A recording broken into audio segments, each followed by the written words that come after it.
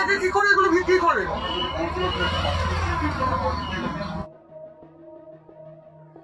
একই কাণ্ড দুর্গাপুরে।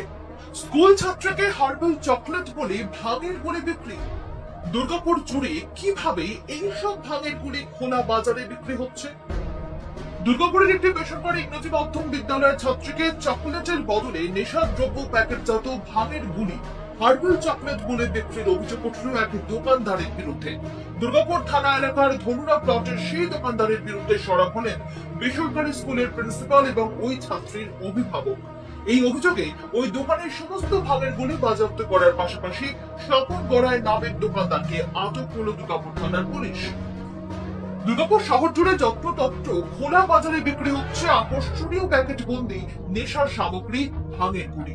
দুর্গাপুরে রানা প্রতাপের একটি বেসরকারি ইংরেজি মাধ্যম বিদ্যালয়ের সপ্তম শ্রেণীর ছাত্রী বেনাচিতে ধনুরা প্লট এলাকায় থাকে।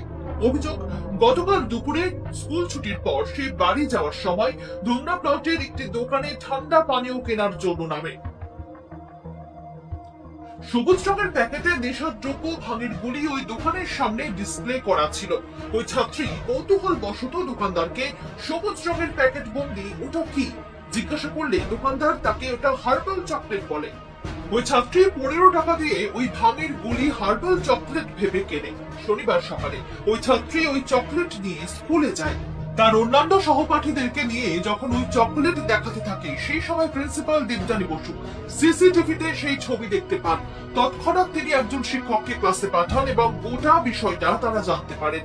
প্রিন্সিপাল ওই ছাত্রীর অভিভাবকদেরকে বিদ্যালয়ে ডেকে পাঠান এবং গোটা বিষয়টি জানান।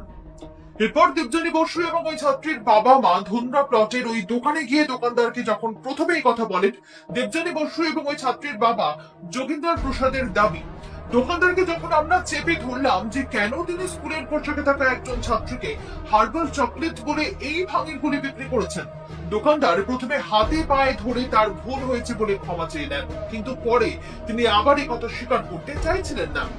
বেসরকারি বিদ্যালয়ের প্রিন্সিপাল দেবযানী বসু বলেন, আমি অত্যন্ত হতবাক খোলা বাজারে এই রকম ভাবে ভাঙের গুলি বিক্রি হতে দেখে। আমি প্রশাসনের কাছে অনুরোধ জানাবো ভবিষ্যৎ প্রজন্মকে বাঁচাতে এইগুলোর বিরুদ্ধে ব্যবস্থা নেওয়ার জন্য। আমি একটি স্কুলের প্রধান হিসেবে লিখিত অভিযোগ জানাবো প্রশাসনের কাছে। ওই ছাত্রীর বাবা যোগেন্দ্র প্রসাদ অভিযোগ করে বলেন, কিভাবে দোকানদার আমার মেয়েকে হার্বাল চকলেট করে এইভাবে নেশার জিনিস দিল, আমরা তার উপযুক্ত শাস্তি চাই। এই ধরনের ঘটনা যেন আর কারোর সাথে না ঘটে তার দাবি জানাবো প্রশাসনের কাছে। ইউসিপি দুর্গাপুর সুবীর রায় বলেন, ইতিমধ্যে দোকানদারকে আটক করে পুলিশ থানায় নিয়ে এসেছে। আমরা এই বিষয়টি তদন্ত করে দেখছি। নিষিদ্ধ নেশার সামগ্রী এইভাবে বিক্রি করা যাবে না। কি হয়েছে ঘটনাটা?